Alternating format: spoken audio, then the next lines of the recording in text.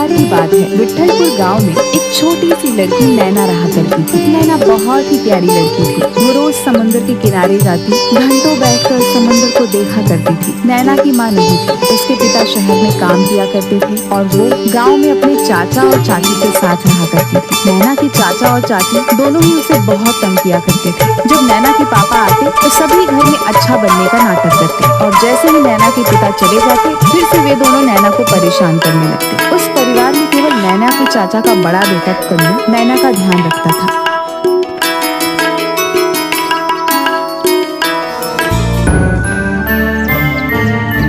नैना, तुम रोज यहाँ शाम को बैठ जाती हो, ऐसा क्या अच्छा लगता है समुद्र में जो तुम यहाँ यूं ही घंटों तक बैठी रहती हो? मुझे यहाँ पर बैठकर मछलियों को देखना अच्छा लगता है। मुझे भी उनकी तरह पानी में तैरना है। तो तुम ऐसा कर लो, पहले तैरना सीख लो, फिर तुम भी इन मछलियों की तरह समुद्र में तैर पाओगी।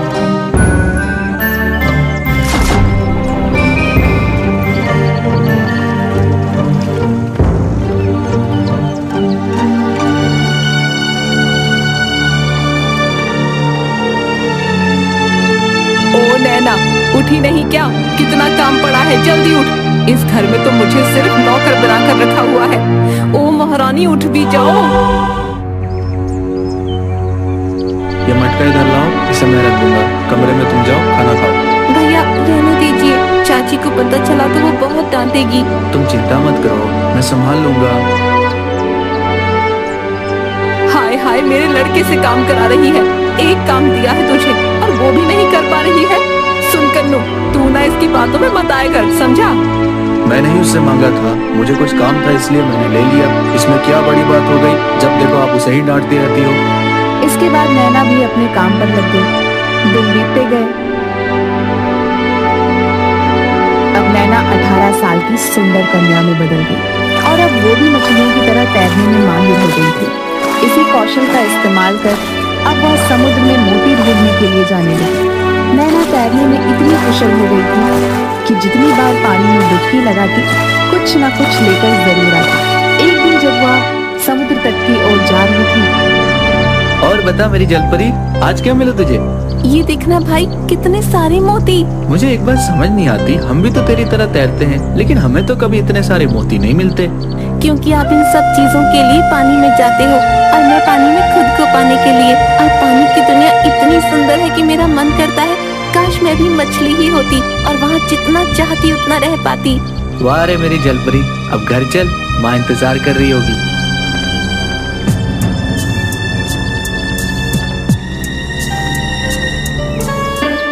नैना इधर आ, आज क्या क्या मिला सब यहाँ पर रख दे और कुछ भी छुपाने की कोशिश मत करियो, देखियो।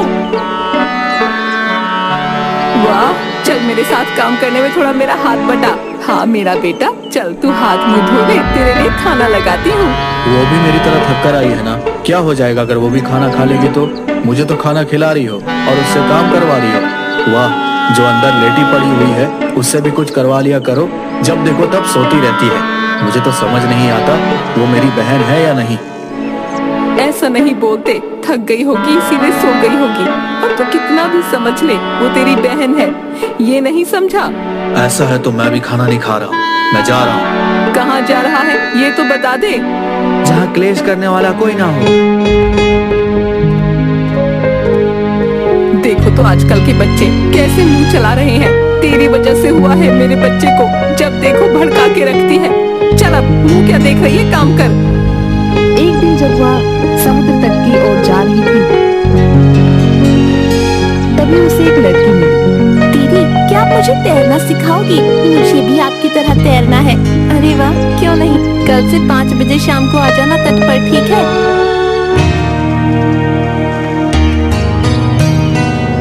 दीदी मैं आ गई।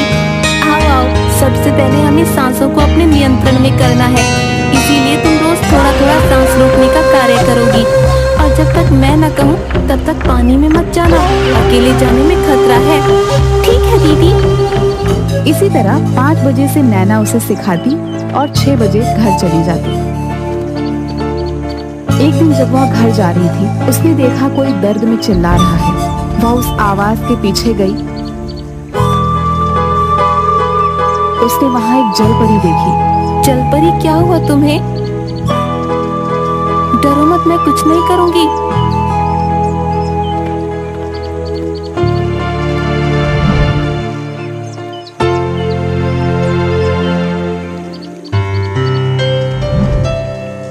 तुम कितनी अच्छी हो। मेरा नाम जिया है, तुम्हारा नाम क्या है? मेरा नाम नैना है। मुझे तुमसे मिलकर अच्छा लगा नैना, लेकिन अब मुझे जाना होगा। घर वाले मेरा इंतजार कर रहे होंगे। ठीक है, आती रहना, मैं रोज शाम को तुमसे यहाँ मिलने आऊंगी। ठीक है, कल मिलते हैं।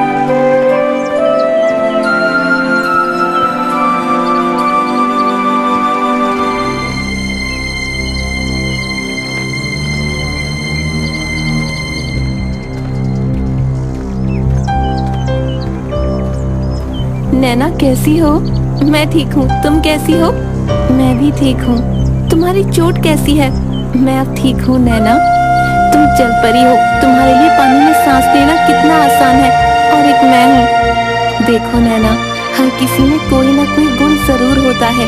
जैसे तुम जमीन में जहाँ चाहो वहाँ जा सकती हो, लेकिन मैं नहीं, क्योंकि ऊपर वाले ने हमें हमारी जरूरत के हिसाब से अलग अलग बनाया है। इसलिए तुम दुखी मत हो। और बात पानी में सांस लेने की है, तो मैं तुम्हें कुछ दे सकती हूँ जिससे तुम पानी में सांस ले सकती हो। क्या सच में ऐसा हो सकता है? क्यों नहीं? क्या तुम हमारी दुनिया में आना चाहोगी नैना? क्यों नहीं? कल सुबह सुबह सूरज उदय होने से ठीक थोड़ी देर पहले आना, मैं तुम्हें लेने आ जाऊंगी। ठीक है। वैसे तुम्हारे बाल कितने मुलायम है, और तुम्हारी पूंछ भी।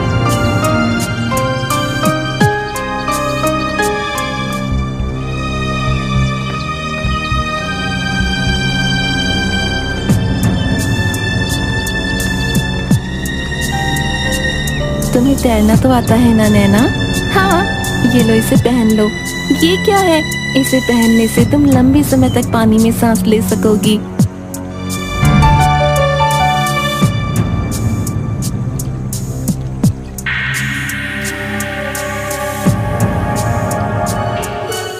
तुम्हें पता है, मैं हमेशा से मछली बनना चाहती थी, ताकि जितना चाहूँ उतना पानी में रह सकूं। तुम्हें पता है, मेरा भाई तो मुझे जल परी बुलाता है। इस लॉकेट की वजह से तुम कभी भी जब चाहो पानी में आ जा सकती हो।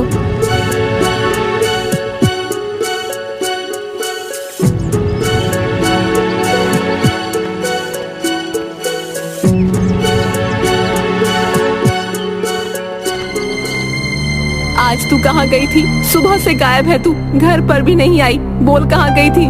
मैंने तुझे बहुत सर पर चढ़ा रखा है। रुक, तुझे आज बताती हूँ। बस थोड़ा सा काम था आज के बाद इतनी देर बाहर कभी नहीं रहूंगी। इसके बाद अगर बिना बताए गई तो टांगे तोड़ दूंगी तेरी।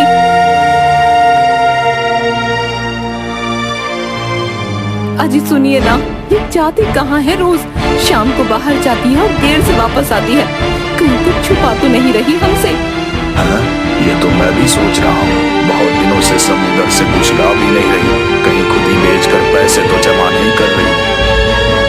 सुनिए जी, आप ऐसा करिए, हम इसे कल जहाँ जाना चाहती है वहाँ जाने देंगे, और आप इसका पीछा करना, ताकि देखें तो ये क्या गुल खिला रही है। ठीक है, कल पता चल जाएगा महारानी करती क्या है।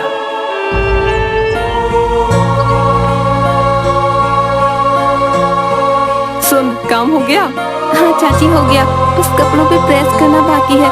अच्छा ठीक है, सुन, इसके बाद जालियो जहाँ तेरा मन करे, लेकिन समय से घर पर आ जाना, वरना कल से जाने नहीं दूंगी, समझ गई?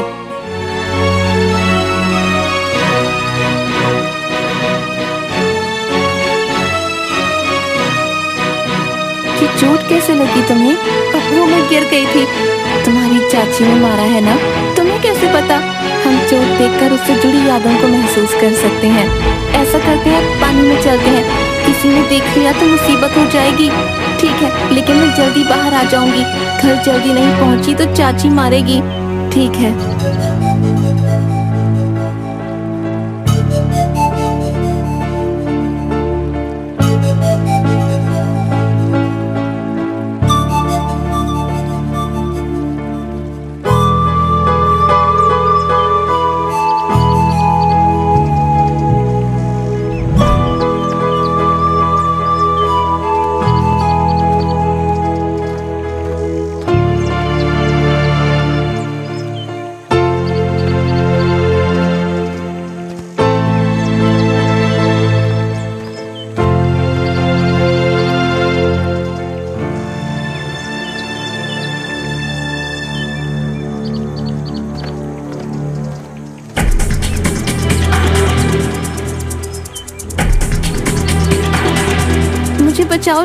मेरी जान खतरे में है।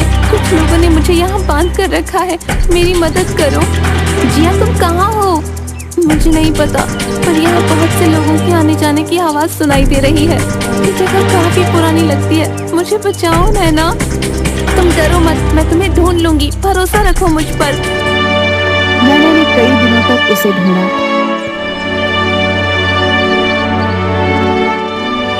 पर उसे जिया कहीं नहीं मिली। एक दिन वो और उसकी चाची मछली खरीदने बाजार आए थे। तभी उसकी नजर पीछे खंडहर घर पर पड़ी। जिया ने कहा था कि वो जगह पुरानी है, कहीं जिया यहाँ तो नहीं। मुझे एक बार कैसे भी करके वहाँ जाना चाहिए। चाची मैं भी आती हूँ। कहाँ जा रही है? बस वो सब्जी एक ठेले पर भूल गई, उसे अभी लेकर आती हूँ। एक काम ठीक से नहीं होता, जा जल्दी लेकर आ। इसके बाद नैना उस खंडहर के अंदर गई। तभी जिया ने देखा कि कहीं से पानी आ रहा है। नैना अंदर जाने लगी तो उसने देखा कि जिया को किसी ने बांध के रखा है और तुरंत जिया के गले लग गई। जिया के हाथ खोल दिए। तब तक वहाँ पर उसके चाचा आ गए। इसे यहाँ छोड़कर चली जा नैना, मैं तुझसे इस जल परी के लिए नहीं लड़ना चाहता। चाचा ये आप क्या कर रहे हो? आपने इसे क्यों बांधा है? तू नहीं जानती नैना, पूरी दुनिया को पता चल जाएगा कि मैं वो पहला इंसान हूँ जिसके पास जल परी है। तू सोच, उसे देखने के लिए कितने लोग पागल हो जाएंगे और मैं बन जाऊंगा यहाँ का सबसे अमीर आदमी। ऐसा मत करो चाचा, ये भी हमारी तरह है। इसे रहने दो, इसको अपने फायदे के लिए इस्तेमाल करना सही नहीं है। आप इसे जाने दीजिए। मैंने बोला ना चली जा, समझ नहीं आता तेरी। घर जाके चाची से इतनी मार पड़वाऊंगा कि याद रखेगी, समझी?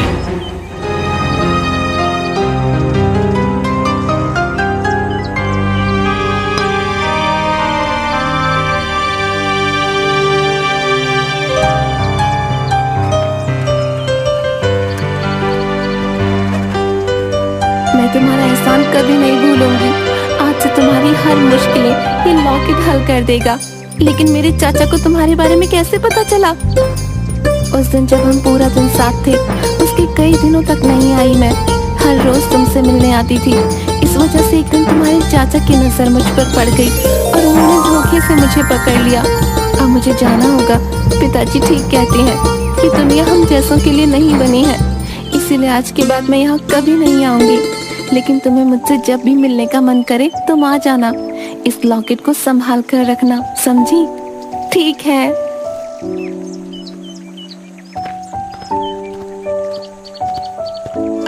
दूसरी तरफ नैना के पापा भी घर आ गए।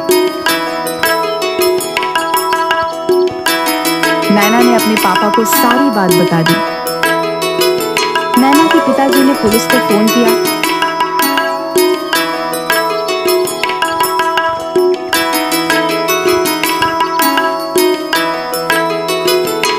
और नैना के चाचा चाची दोनों को ही बचपन से नैना को परेशान करने की जेल में डलवा दिया।